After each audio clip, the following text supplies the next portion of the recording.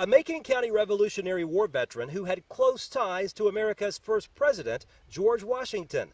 Plus, an artifact found right here in Macon County, estimated to be 1,700 years old.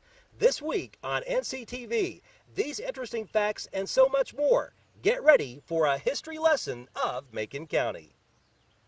We've had 4 different courthouses. It's History Day for Leadership Macon group members. Leadership Macon falls under the state's 3-star program. The program helps both rural and urban Tennessee communities achieve excellence in community development through the State Department of Economic and Community Development. On this day, Macon County historian Randy East first shared his knowledge about the history of Macon County's first days.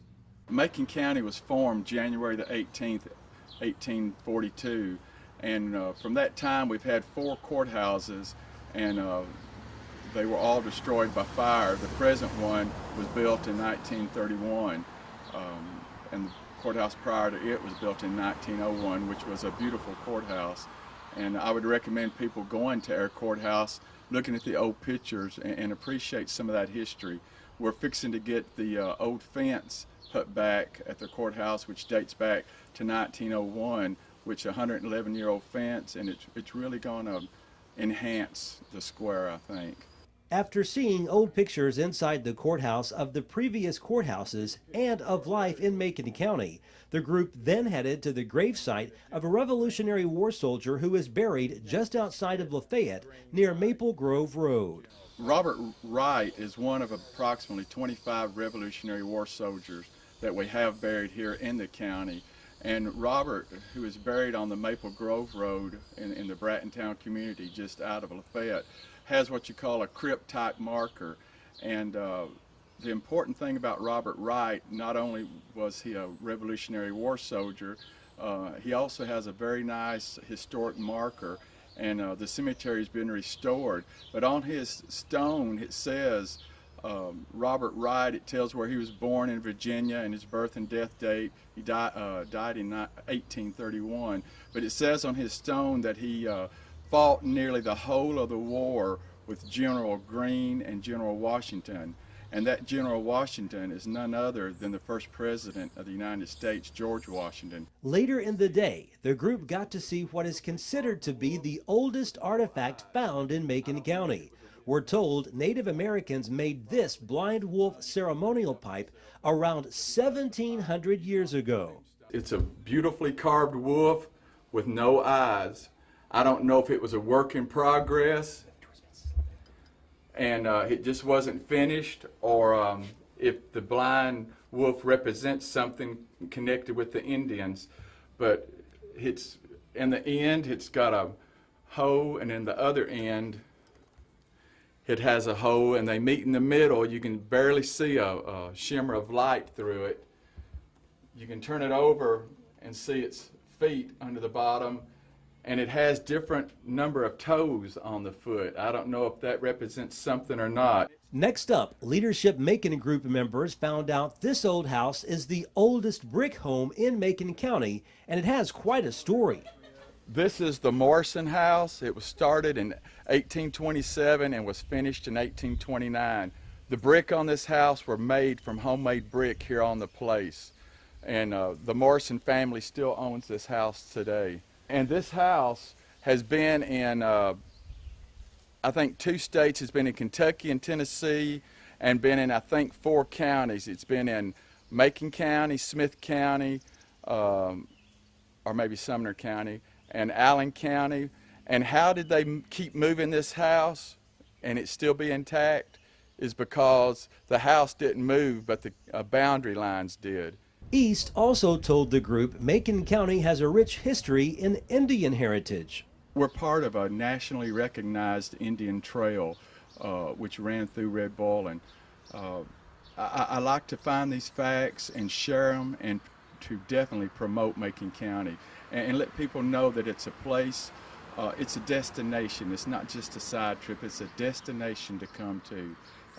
Come, recognize, enjoy, be part of it. Concerning the Civil War, East says Macon Countyans had a hard time deciding which side to support. Macon County was a split county. We had approximately 500 men on the Confederate side and 500 men on the Union side. So that being split, you had some households where brother actually fought against brother.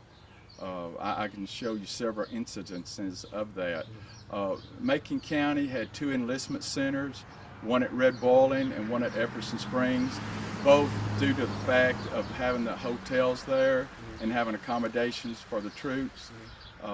We have 6 marked Civil War trail signs that have just been put up in the last 2 years, and they're throughout the county, and each one of them tells a little piece of history. In Red Boiling, we have one that marks the enlistment center and also a Confederate hospital. We had 3 Civil War skirmishes. We had a Macon County, and that was executed in Hartsville. So Macon County had its part in the Civil War. The final stop of the day took the group to historic Red Boiling Springs, the city noted for healing mineral waters and hotels. Red Boiling Springs is based on its mineral water. In its heyday, Red Boiling had approximately 12 hotels and 12 boarding houses, a very busy, very vital town, all based on the healing properties of the water, which still flow here today. There's 3 hotels left. You've got the Armour, and the Donahoe, and the Thomas, and each one of them offers something different that the other may not. And they're very vital to the town, not only that they represent the history, but they represent a continuation of that history. And so I would recommend anyone to come over and support the town, help revitalize it, help it to become all that it can be and more. And it can do that with everyone's help. When History Day had wrapped up, I asked Leadership Macon group members what stuck out most in their minds from the fact-filled day. I guess I didn't really realize how many connections we had to historical events. When I thought about Macon County, I guess I just thought it was just an old town, but learning about some of the Civil War connections, some of the Revolutionary War connections, the General Washington connection was really interesting, seeing that marker of somebody that fought right there beside him. That was really neat to me. One thing I really liked was the old pictures that he had of the city of Lafayette. That was very interesting. And of course, the pipe was also interesting.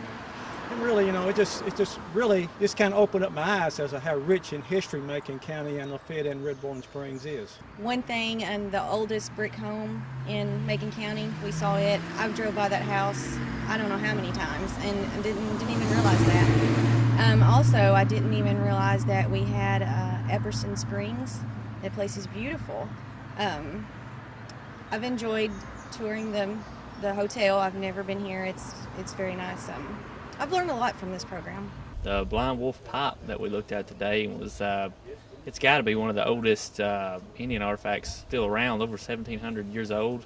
And just, you know, the history and how booming this part of the county used to be with all the old hotels, and you know, it used to be a huge tourist attraction. I never thought that it you know, was that booming of a place. Of course, when you're doing a fun program such as Leadership Macon and you've got great people that are experiencing it with you, it's priceless. I hope more people take advantage and look into this program in the future, because it's amazing what you'll learn, just what's here in our backyard. Can be industrial, can be history, can be agricultural. There's so much that Macon County has that everyone should embrace and check into. Around 22,000 people call Macon County home, a home they can all be proud of, which boasts a rich history.